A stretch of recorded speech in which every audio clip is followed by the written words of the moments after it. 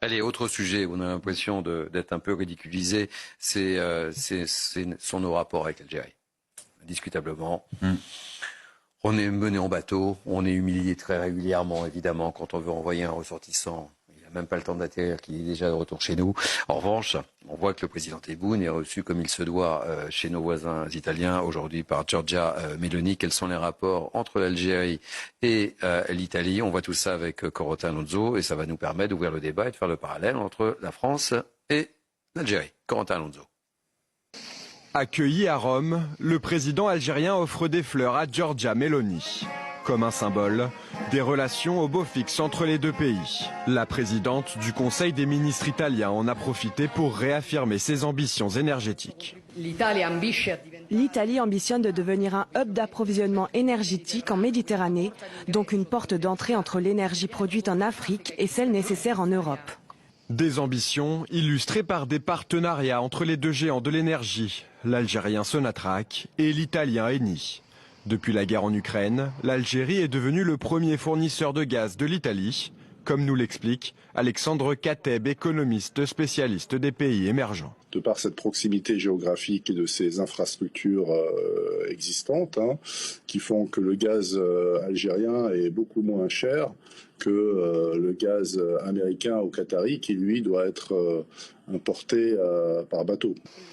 L'Algérie apprécie également la neutralité italienne sur le conflit qui l'oppose au Maroc sur le statut du Sahara occidental, alors que la France a choisi de se rapprocher du Maroc. Il y a aussi un aspect opportuniste, compte tenu de la crise qui existe entre la France et l'Algérie, d'exploiter cette crise pour avancer ses propres intérêts dans cette région qui reste stratégique pour l'Europe. Les deux pays ont convenu d'élargir prochainement leur partenariat à de nouveaux secteurs, comme l'agriculture, les énergies renouvelables, les transports ou la recherche scientifique. C'est clair. Rachel Kahn, voilà, ça discute entre l'Algérie et l'Italie. Chacun fait ses petites affaires et nous, on a une situation de blocage. On rappelle que Boualem Sansal, lui, est toujours retenu, notre confrère Christophe Guez également, et rien ne bouge.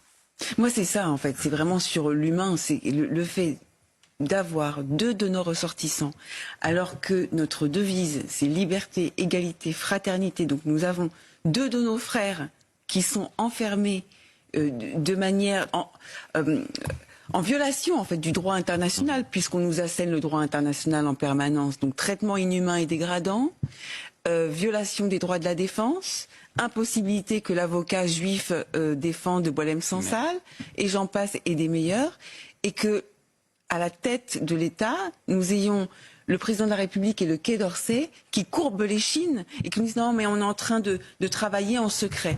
Et en parallèle, le président du en européen, entre guillemets, puisqu'il faut agir en européen, nous avons notre voisine, Giorgia Meloni, qui qui reçoit le président Tebboune et qui passe ses accords économiques, etc., comme si normal. Alors peut-être qu'elle pourrait passer le message au président Tebboune, je ne sais pas. C'est vrai, ça serait possible. Et on l'évoquait tout à l'heure, c'est un peu chacun pour soi. Oui, mais pour ça, il faut lui demander. Oui, de Ragnel. Et je ne sais pas si Emmanuel Macron est prêt à demander à Giorgia Meloni d'intercéder auprès du président Tebboune. Je pense que pour lui, c'est très humiliant. Non, mais parce qu'il y a une double humiliation, si vous me le permettez. Alors, je trouve qu'il faut regarder. Non, mais il faut regarder ça avec. Il y a deux niveaux de lecture.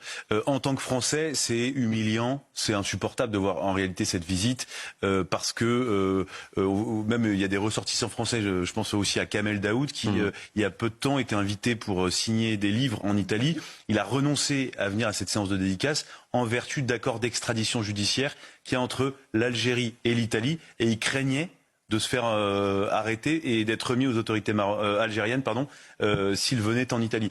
Donc ça, c'est extrêmement humiliant quand on est français et c'est quelque chose de difficilement supportable. Ensuite, on voit bien que si Giorgia Meloni le fait, c'est qu'elle se sent autorisée à le faire. En tout cas, elle n'a absolument pas peur de nous. Et d'ailleurs, vous voyez bien, c'est une visite d'État avec tout le protocole. C'est absolument pas une visite. Remise de fleurs, etc. C'est pas du tout une visite discrète. Non, mais c'est le moins qu'on puisse dire. Donc tous les symboles sont là. C'est douloureux quand on est français de voir ces images. Ensuite, Giorgia Meloni défend les intérêts de son pays.